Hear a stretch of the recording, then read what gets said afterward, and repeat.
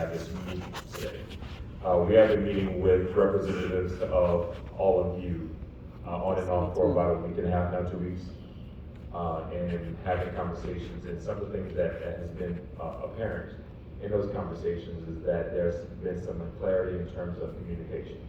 And so for us to make sure that everybody's on the same page, we figured let's just stop the nonsense and put everybody in one room.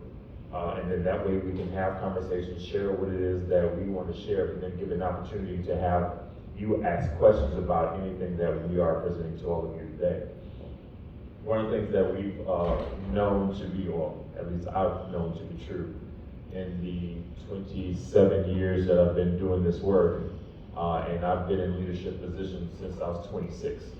And so there's not much I have not seen from one perspective of education to the other. And one thing that I've come to know over this time is the fact that I take no one for granted. And so I know y'all don't know me, and I get that.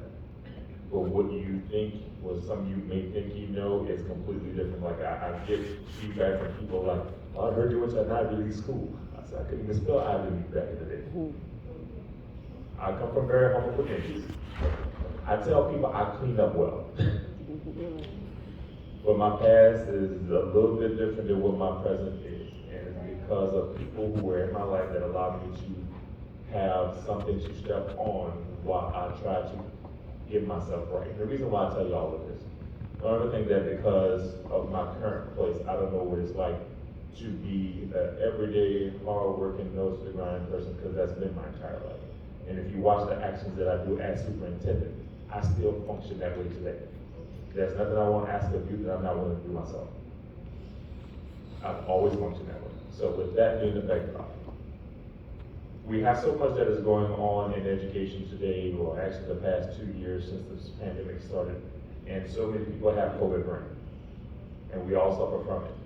The deal is, how do we respond to it to make sure that we keep our overarching focus at the forefront of everything that we do? And the one important piece that we have is our kids, and making sure our kids get educated in a manner that will allow them to be successful in the future. And we joked the last time, we talked about how, you know, the running joke for years were those Katrina kids. And because of all that those kids went through and how they're responding and what they didn't get because of that storm and the impact that it's had on everybody. What we don't want is to have those idle kids. And so we want to make sure that everybody's doing our part to make sure that we can educate our kids. And with that being said, everybody in Jefferson Parish school system plays a vital role in educating our kids, whether it's our bus drivers, whether it's our cafeteria workers, whether it's our custodians, whether it's our teachers, whether it's our principals, administrative staff, school board members, but the public as a whole. So I want you to clearly know, I take no one for granted. Everybody has an important part to play in the role that we do in education.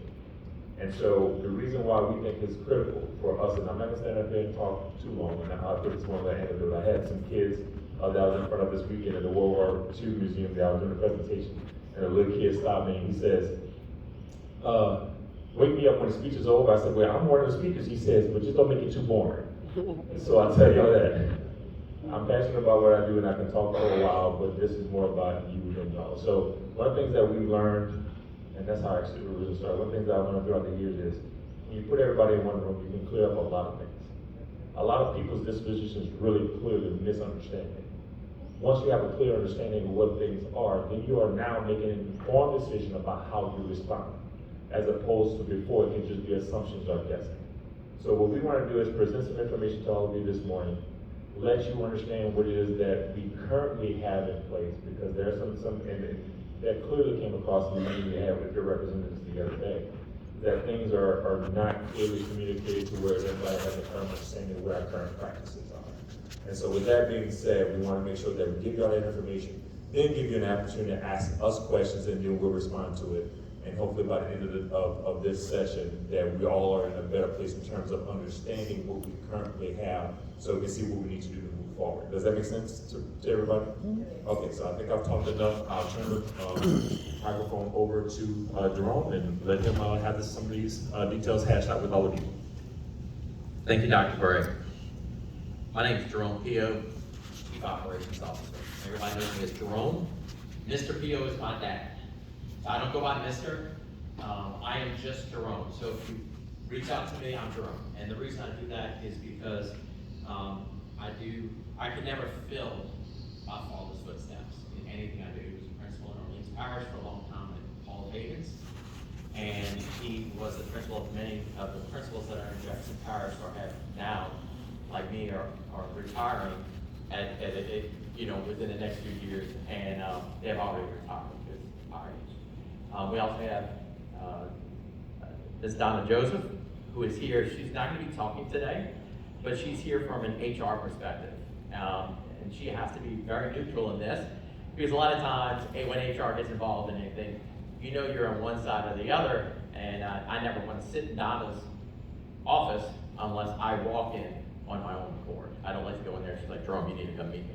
It's like everybody else. But she's a great person to be around, great friend, and she does a phenomenal job here in the district. And we do have Mr. AJ Peth, who is our chief of schools, and he also just going to be observing back there. And it's always intimidating when you're surrounded by both the superintendent and two other chiefs, and sitting here making a presentation for the first time in front of a group as large as y'all. But we are here for a reason, and we are here for our students. Like Dr. Gray alluded to, is that we realize that what y'all do as bus drivers is an integral part of the daily education of our students. All support people. But who are the first group of people that actually greet our students? Y'all do. Yep. Now, y'all have a direct impact on our students the very first time they walk on that bus. You can greet our students with a smile and a good morning, or you're late for the stop, get on the bus, and I want to give you something.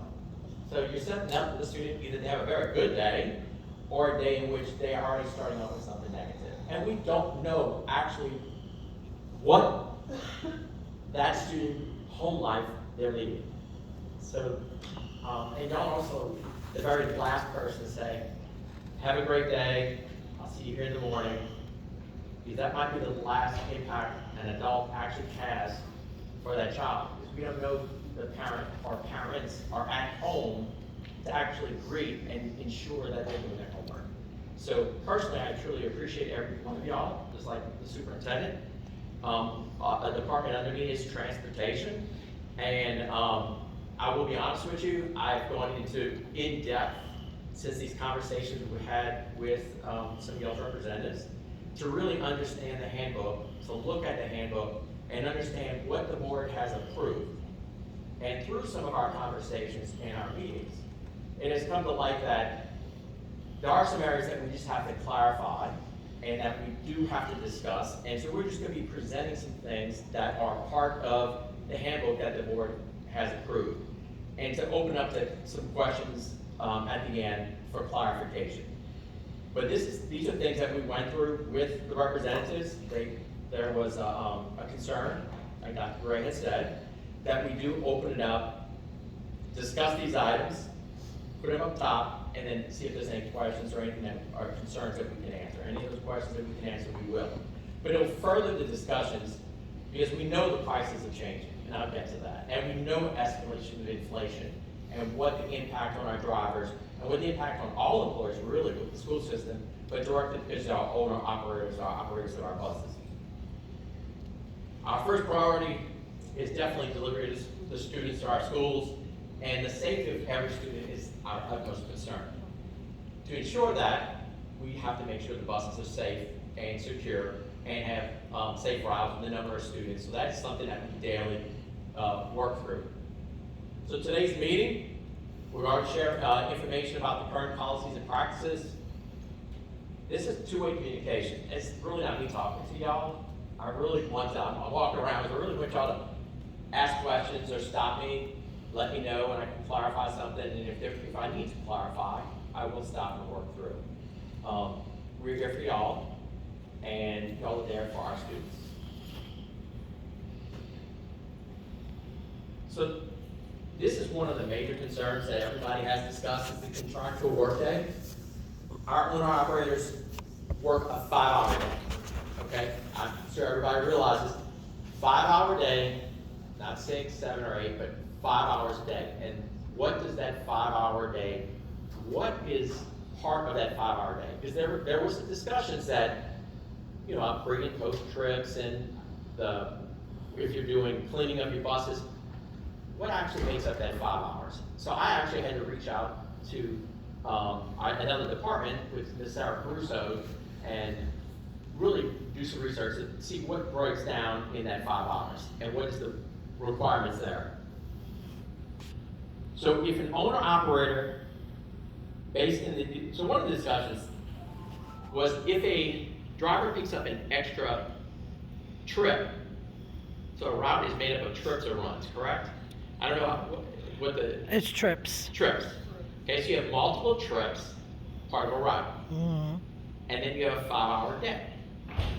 So if an owner-operator is asked to cover a trip that allows them to complete the trip within the allotted 5-hour day time period, then the 7 miles per gallon process for additional fuel is reimbursed to the driver. So, from my understanding, a route, some routes have 3 trips, some have 4. Am I correct? Yes. Okay. Some trips are longer than other trips. Correct. All right. 2 for 2. That's good enough.